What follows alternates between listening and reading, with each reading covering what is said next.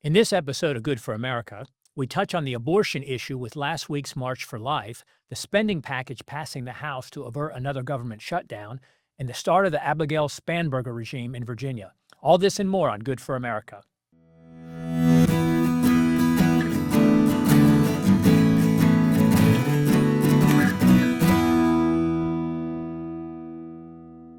Welcome to the Good for America podcast. I'm your host, former Congressman Bob Good, former chairman of the House Freedom Caucus. I want to remind you to subscribe to the podcast, rate the show, refer it to your friends, and follow me on social media at Rep Bob Good. So we just had the annual March for Life in Washington, D.C., and it's tragic to note that abortions have actually increased since the 2022 famous Supreme Court Dobbs decision.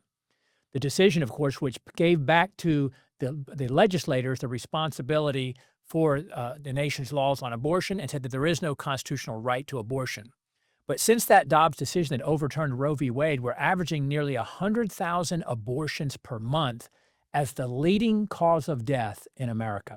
That's about 1.4 million aborted preborn babies on an annual basis, with some 60% of those by chemical mail-order abortion pills. Republicans, sadly, have greatly retreated from the life issue out of political expediency since the Dobbs decision, both here in Virginia and nationally. Trump wants nothing to do with the issue and incorrectly calls it a state issue when what the Supreme Court did was turned it back to the legislators, both at the federal and the state level. But Trump's administration has not been the friend to life that it was during his first term. I recently read an astute piece on this subject from National Review, noting that Trump's second term, or Trump 2.0, during this term, Planned Parenthood was defunded, but only for 1 year. And then Trump's Health and Human Services, or HHS, is still funding abortion providers on a regular basis as a result of a suit by the ACLU they caved to. Obamacare continues to provide subsidies for policies that cover abortion. And Trump's FDA still hasn't acted on health risks of the abortion pill for women. Of course, the abortion pill is 100% fatal for the babies, but it also has tremendous health risks for women. An estimated 11% studies show of women have serious health consequences as a result of taking an abortion pill. And the Trump administration hasn't moved to reinstate pre or post in-person office visits for chemical abortion, meaning a woman can obtain an abortion pill by mail, never having visited a medical provider, not having anyone present during the process, and not having to go for a follow-up visit after the abortion. And Trump most recently called on Republicans to compromise on the Hyde Amendment in the Obamacare deal. When he had a meeting with congressional Republicans, he said they got to relax on Hyde, which has been in place for decades, protecting taxpayers from having to fund abortion. Well, if Republicans aren't going to stand for life, what is the point of winning elections and having power? What is sacred and non-negotiable for Republicans? Is anything worth truly fighting for? It wasn't long ago that life was the defining issue, or one of the defining issues for Republicans and for Republican campaigns. Moving to the spending package that just passed the House, House Republicans finally passed all 12 appropriation spending bills. Instead of simply doing another continuing resolution or a CR, the final three-bill package passed the House last week and awaits action by the Senate. But it turns out it's actually easier passing spending bills when you don't actually cut spending. It's easy to attract most Republicans to vote for the spending bill and virtually all Democrats when you keep on borrowing and spending. And the Republicans further attracted Democrat votes by including funding for abortion and Democrats' LGBT priorities. So Democrats voted for this last spending package 149 to 64, almost 3-1, while Republicans voted for overwhelmingly 192 to 24. So only 24 courageous conservatives were unwilling to go along, but it passed on an overwhelmingly bipartisan basis, 341 to 88. Of course, the bill had billions of dollars in pork spending via the coveted congressional earmarks. I fought to end earmarks during my time in Congress. Unfortunately, Republicans voted to continue to do earmarks along with Democrats. Both Republicans and Democrats love earmarks because it brings the money back home to the voters in their district. There was an amendment to this spending package that was sponsored by my friend Ralph Norman from South Carolina, conservative leader of the House Freedom Caucus. His amendment would have eliminated those earmarks in the spending package, but it failed as all Democrats voted against the amendment and Republicans only voted for it 136 to 76. My successor, John McGuire, Virginia 5, took a walk and skipped the vote. I guess that's because he has been soliciting earmarks ideas in the past year in the district, but he didn't have the guts to actually vote against the amendment that would ban those earmarks. So we no longer have a conservative party in Washington. They passing 12 bills annually out of the House or out of Congress is procedural progress in that it wasn't one 3,000-page omnibus or just another CR. It was essentially a series of minibuses or packaged together 3 or 4 bills at a time. Congress is required to pass these 12 bills by September 30 of each year. That's the end of the fiscal year, which they failed to do again 4 months ago, as they have every year for the last 30 years, going back to 1997. That, when they failed to do it by September 30 of this past year, that's what resulted in the record 43-day shutdown, which, by the way, the shutdown hardly affected most Americans outside of the media coverage. Most Americans didn't miss the federal government being shut down. But to end the shutdown back in October, Congress passed another CR, another continuing resolution. A continuing resolution keeps in place the previous year's budget.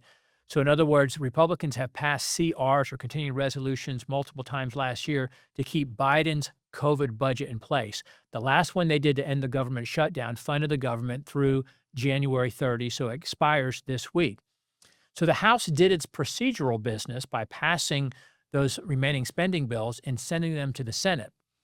And passing the 12 bills in 3 or 4 minibuses does bring greater transparency than one big continuing resolution, or worse yet, an omnibus, a new spending bill that puts all 12 bills together, because it gives greater opportunity to offer amendments when they're broken down to smaller pieces.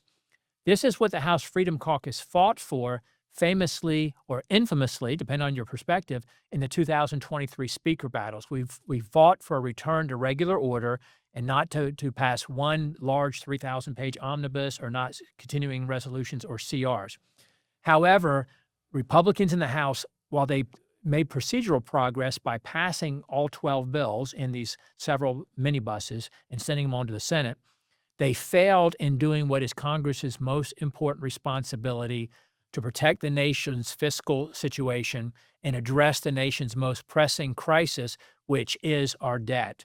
The entire $1.7 trillion spending package actually increases spending over last year. It increases spending by $38 billion. And the $38 billion increase is over Biden's bloated COVID budget.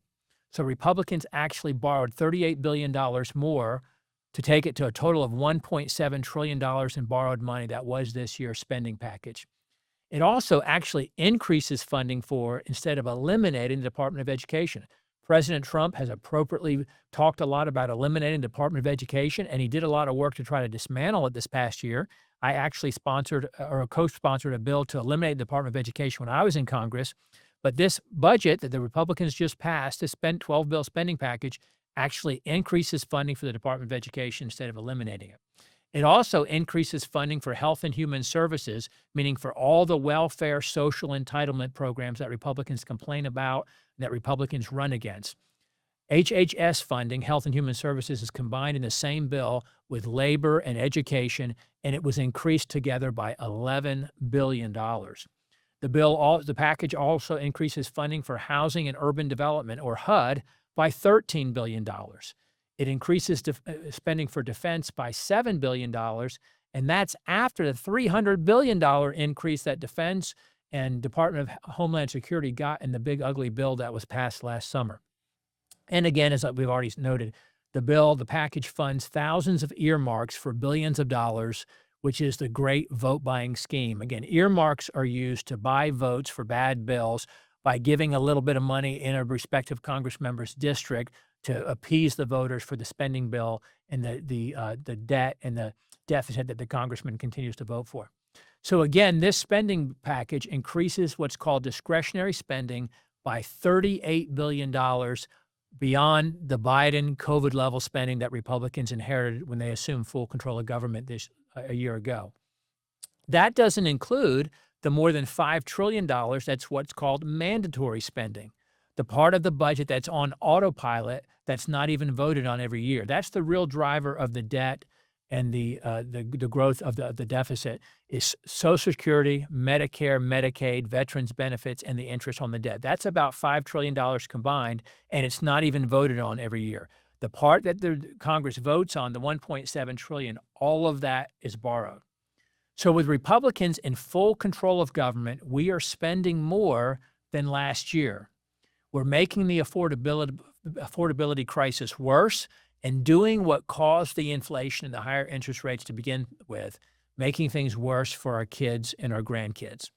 So Republicans are maintaining $2 trillion deficits and taking us over $40 trillion in debt this year, heading into the midterms when they have to ask for voters to reelect them. Why does it only bother us when Democrats spend us into bankruptcy? The great Daniel Horowitz of The Blaze described the endless cycle like this. He noted in a recent piece that he wrote that spending increases the debt increases the inflation causes greater government dependence by the people, and then dependence increases more spending, and it's just a vicious cycle that continues to go on because Republicans in Congress won't cut spending. And this will all be made worse, by the way, if Republicans cave and pass an extension of Biden's COVID-enhanced Obamacare subsidies. Those expire at the end of the year, and so far Republicans haven't caved on it yet, but Republicans are talking about making a deal to put back in place the Biden's COVID-enhanced Obamacare subsidies. The problem is we no longer have divided government in this country unless it's divided on the Republican side. The Republicans are divided between the establishment moderates, the big government populists, and the scared conservatives. There's only a tiny sliver of courageous constitutional conservatives who are willing to vote against their own Republican spending bills. So now moving to the state of Virginia, the Commonwealth of Virginia, my home state, and the real Abigail Spanberger is standing up, the newly sworn-in governor of Virginia. Abigail Spanberger is a talented political operator, but she manages to camouflage her radical leftist core ideology beneath a false veneer of bipartisanship and moderation. Abigail Spanberger consistently talks about benign, vanilla, common sense kitchen table issues that sound good to the uninformed, moderate, centrist, independent swing voter, and that are parroted on her behalf by a compliant media, but it really means nothing in regard to her actual core ideology and her policy objectives. She talks about things like having safer streets, safer neighborhoods, but she supports reduced sentences for violent criminals, open borders, sanctuary cities and states, and even directing state law enforcement here in Virginia not to cooperate with ICE. She supports making Virginia a sanctuary state and therefore subject to defunding by Trump's administration. She talks about good schools and investing in education while she's against school choice, which is most needed by those she purports to help, those who are in inner cities and the worst schools in the Commonwealth. She talks about being pro-business and pro-job growth while she votes for the PRO Act that would eliminate right to work nationally. So while she was in Congress, H.R. 1, the PRO Act, which would have forced unions into virtually every workplace in the country and would have eliminated an employer's ability to resist a union, she voted for that. That would have made every state in the country a union state and stripped away Virginia and every other state's right to work laws.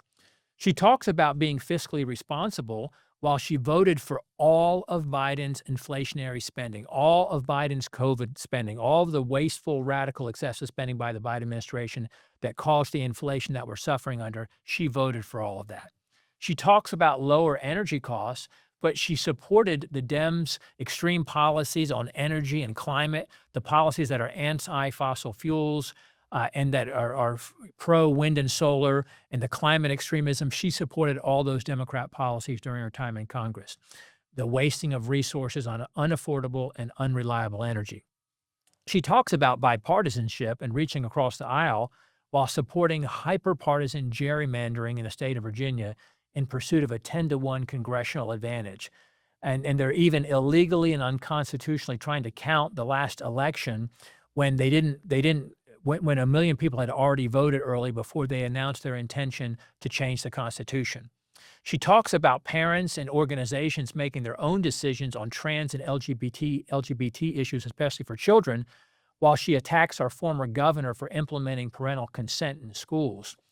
Matter of fact, there was an incident with Governor Youngkin in 2022 during a Virginia delegation meeting that I was at, which she had her staff leak to the media after the incident, where she tore into the governor with tremendous profanity because of his policies, saying that schools in Virginia aren't going to treat children like the opposite sex without permission from parents. She was so upset about that she went into a profanity-laced tirade in a Virginia delegation meeting over that.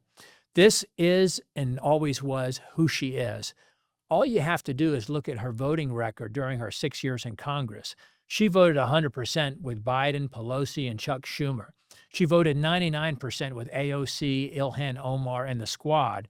So it's no surprise that she and the Democrats, in their first days in full control of government in Richmond, are implementing Ralph Northam 2.0 in the early days of the new administration. They've already begun to wield the power that they have unapologetically as they begin to inflict their radical leftist policies on the Commonwealth.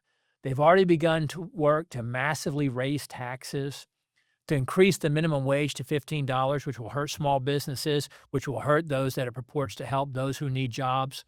They're already working to make Virginia a sanctuary state for illegal aliens.